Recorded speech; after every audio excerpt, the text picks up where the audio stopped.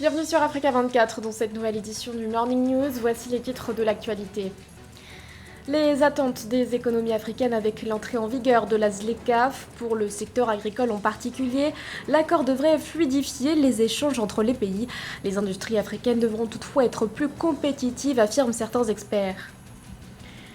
L'amélioration de l'accès à l'eau potable se précise en Tunisie. L'État a obtenu un prêt de la part du Fonds koweïtien pour le développement économique arabe, un prêt chiffré à 98,5 millions de dollars. Et enfin, mise en garde de la FIFA à l'encontre de la FEGIFOOT, l'affaire Amadou Diaby est au cœur de ce dossier. Les détails à suivre dans ce journal. Mais tout d'abord, la tension est montée d'un cran au Ghana entre pouvoir et opposition. Dans la nuit du 6 au 7 janvier, les parlementaires réunis pour élire le président de leur chambre se sont affrontés. Et pour cause, un élu issu du parti au pouvoir a tenté de mettre la main sur l'urne qui contenait les bulletins de vote. Une situation qui a contraint l'armée à intervenir pour rétablir le calme. Situation chaotique donc, mais aussi inédite, puisque c'est la première fois que l'armée intervient au sein de cette institution. C'est d'ailleurs pour son aspect insolite que certains experts ont comparé cette scène à celle survenue aux États-Unis au sein du Congrès. Depuis son entrée en vigueur le 1er janvier dernier, la zone de libre-échange continentale africaine suscite de nombreuses attentes pour les économies africaines en général et notamment pour l'agriculture. L'accord commercial permettra en effet de faciliter les échanges agricoles entre les pays. Mais pour y parvenir, certains experts estiment que les industries africaines devront booster leur compétitivité. Ange Bijou-Nomenio. La zone de libre-échange continentale africaine peut beaucoup apporter au secteur agricole. Entré en vigueur le 1er janvier 2021, cet outil devrait permettre de fluidifier les échanges commerciaux et agricoles entre les pays africains. L'accès aux produits agricoles a longtemps été freiné par les taxes douanières imposées aux frontières. Mais avec ce nouvel outil, cette contrainte ne devrait plus exister. Je salue cette initiative louable de l'Union africaine. Pourquoi cela? Pourquoi je salue cela? Parce que vous convenez avec moi que l'Afrique a toujours eu des difficultés en matière de commercialisation de ses produits. Il n'y avait pas de barrière tarifaire. On permettait aux pays africains de pouvoir exporter leurs produits sans tarif. Mais il y a ce qu'on appelle les barrières non tarifaires. Ça veut dire que lorsque un produit africain veut aller en Europe, il y a le goût, il y a la santé, il y a la qualité de nos produits, tout ça là qui faisait que même s'il n'y a pas de barrière, les produits africains ne rentraient pas aussi facilement. Les produits africains ne rentraient pas aussi facilement en Europe, mais l'Europe pouvait faire rentrer ses produits en Afrique.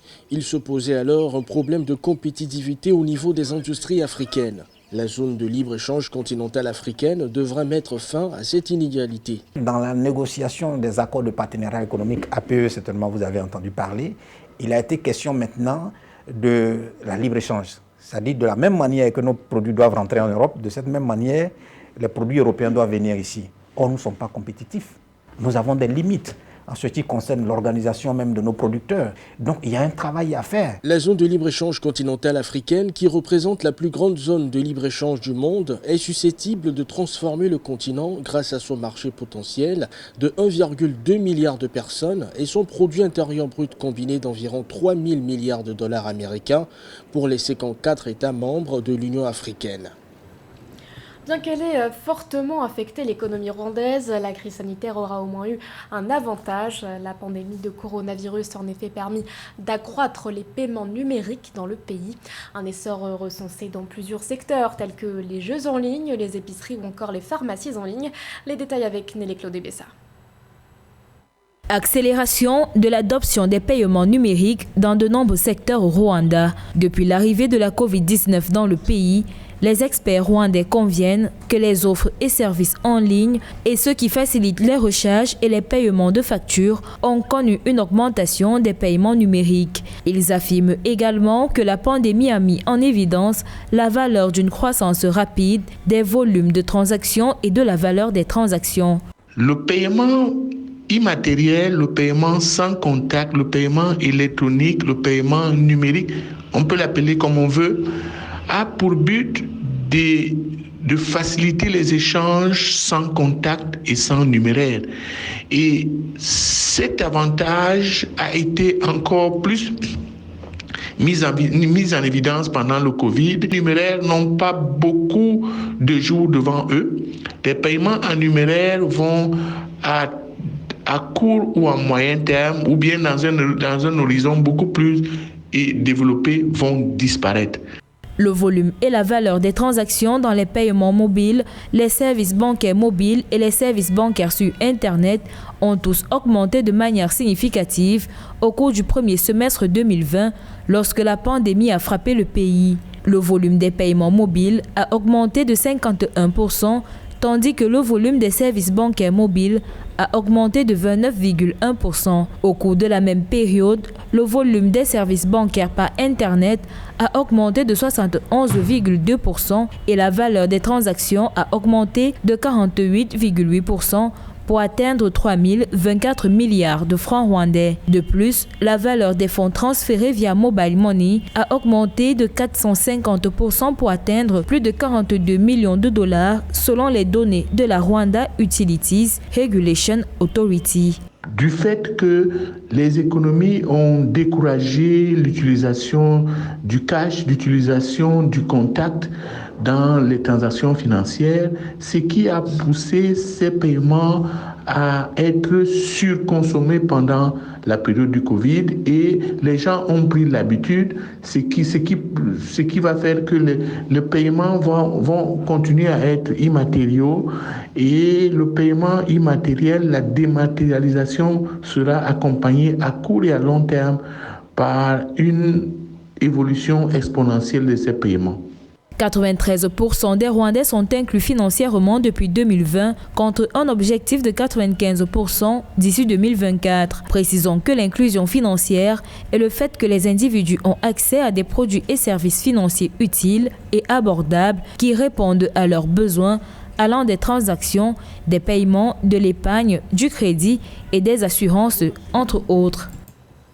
La subvention sur le coût du gaz domestique est en baisse au Cameroun. Selon les chiffres donnés par la Caisse de stabilisation des prix des hydrocarbures, elle s'est chiffrée à 13,2 milliards de francs CFA entre janvier et septembre 2020. Cet appui de l'État a baissé de 4,7 milliards de francs CFA par rapport à 2019. Les précisions de Nathalie Mo.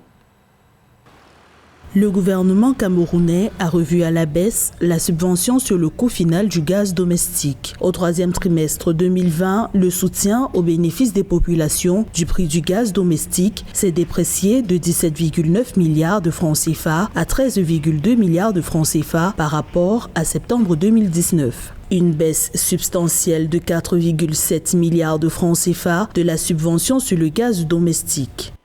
L'État fixe un prix qui est de 6 500. Il gèle ce prix et justement paie le surplus aux marketeurs. Et alors pour le faire, une bonne partie, bien la majeure partie du gaz domestique était fournie par la Sonara. Depuis que la Sonara a un arrêt de fonctionnement à cause de l'incendie, 90% du gaz domestique camerounais importé. La baisse de la subvention sur le prix du gaz domestique n'a eu aucune incidence sur le coût de ce consommable. Des experts expliquent cette stabilité des prix du gaz domestique par la réduction de l'écart entre le prix d'achat du gaz importé et le prix de vente aux ménages. C'est une double conjoncture favorable qui a permis à l'État d'économiser plutôt 4 milliards de francs CFA, dont l'État a plutôt économisé sur la base, n'est-ce pas, d'un marché, d'un appel d'offres à l'intention des importateurs. Cette procédure d'appel d'offres combinée, n'est-ce pas, au contexte favorable des prix du gaz domestique dû au Covid-19 a permis à l'État camerounais d'économiser les 4 milliards que vous voyez là. La subvention gouvernementale sur le prix du gaz domestique affiche une tendance baissière depuis 2018 selon des notes de la Caisse de stabilisation des prix des hydrocarbures. Rappelons que le Cameroun a depuis 3 ans réduit les importations de gaz avec la mise en production de l'unité flottante de liquéfaction du gaz naturel, Hili Episeyo, au large de Kribi. 2021 sera une année importante pour la Côte d'Ivoire en termes d'infrastructures routières. Dans son discours à la nation organisé le 31 décembre dernier, le président Alassane Ouattara avait en effet annoncé que 1313 km de routes devraient être bitumés cette année. À noter que le réseau routier du pays représente 50% du réseau de l'Union économique et monétaire ouest-africain, le Rita Simbo. Lors de son discours à la nation le 31 décembre 2020, le président de la Côte d'Ivoire, Alassane Ouattara, annonce que 2021 sera l'année d'achèvement des chantiers prioritaires dans le secteur routier. Selon lui, le pays prévoit de bitumer 1313 km de routes cette année. L'année 2021 verra l'intensification de nos activités sur les infrastructures routières et nos interventions porteront sur un minimum de 1313 km de routes en cours de bitumage et la poursuite de la construction de 33 ponts et échangeurs. Le réseau routier ivoirien est constitué de 81 996 km de routes représentant 50% du réseau de l'UEMOA, dont 6 514 km de routes bitumées et 75 482 km de routes en terre. Selon l'Agence de gestion des routes, les ressources nécessaires pour l'entretien efficace de ce patrimoine routier s'élèvent à environ 50 milliards de francs CFA par an. La voie du développement passe par le développement de la route. S'il réussit donc ce tour de force-là, ce tour de génie-là, de mon point de vue, ce serait une très bonne chose, une excellente chose. Il aura donc suffisamment appuyé sur le curseur qui mène vers le développement, c'est-à-dire quoi? La route.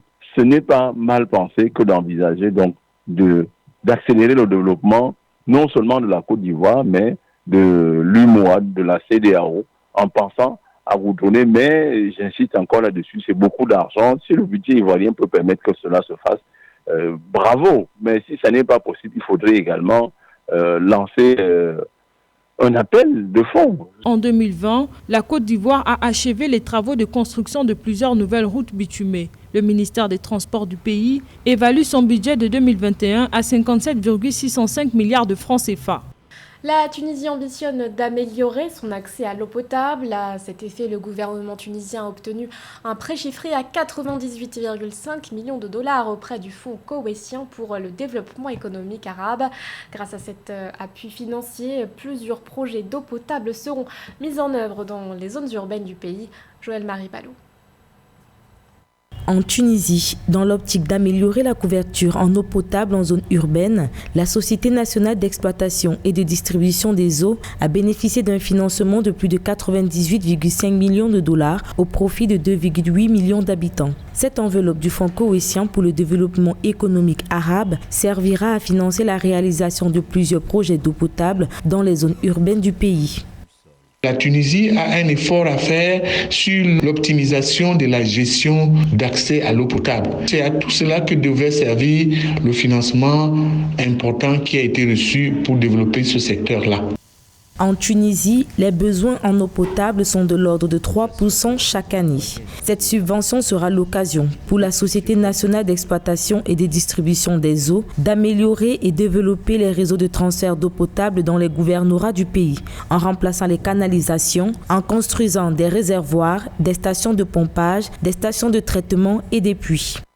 Ce qui est important donc, c'est d'améliorer l'accès à une eau de qualité et l'accès en quantité et en qualité à une eau utile pour servir les besoins de l'industrie et des ménages.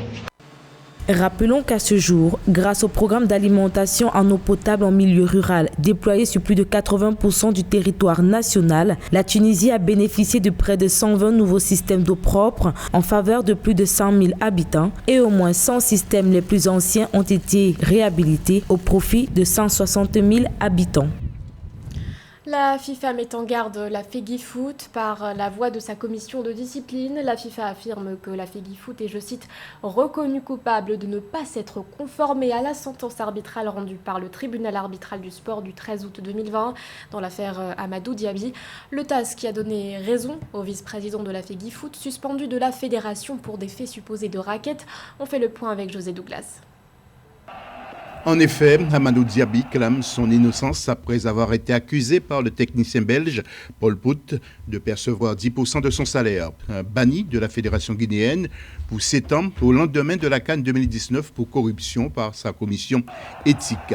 Mécontent d'être suspendu, Amadou Diaby porte l'affaire devant le tribunal arbitral du sport qui invalide la décision pour vice de procédure. Il n'y a pas un considérant du tribunal arbitral du sport qui retient M. Diaby comme coupable de quelque acte de corruption. Rien n'a été prouvé et la procédure a été menée de manière totalement arbitraire. Je doute toutefois que la fédération saisisse le tribunal fédéral suisse dans la mesure où les moyens sont pratiquement inexistants. La Fédération guinéenne de football est reconnue coupable de ne pas s'être conformée à la sentence arbitrale rendue par le tribunal arbitral du sport du 13 août 2020, en application de l'article 6, alinéa 1 du code disciplinaire de la FIFA. La Fédération guinéenne de football est mise en garde depuis le 5 janvier 2021 dans un document parvenu aussi à notre rédaction et signé par Jorge Palacio, membre de la commission de discipline de la FIFA. Dans la décision rendue par le TAS, l'avocat de Maître Diaby apporte quelques précisions. Je puis vous confirmer que M. Diaby avait été condamné de manière anormale par la commission d'éthique de la FEGIFOOT au mois d'août 2019. Ce n'est pas moi qui dis que c'est de manière anormale, mais c'est bien le tribunal arbitral du sport qui l'a dit dans sa sentence du 13 août 2020. Un délai de 10 jours est fixé par la FIFA à compter de la réception du dispositif de la décision pour que les parties demandent par écrit les motifs, faute de quoi celle-ci deviendra définitive et contraignante, d'après l'article 51 du code disciplinaire de la FIFA. La FEGIFOOT mise sous pression, d'autant plus que les prochaines élections pour élire un nouveau président est prévues en février 2021. Et Amadou Diaby n'a pas dit son dernier mot et ne ferme aucune porte. Pour l'heure, aucune déclaration officielle de la FEGIFOOT. Ce journal a été réalisé par l'ensemble de la rédaction. Merci de votre fidélité. L'actualité continue sur Africa 24.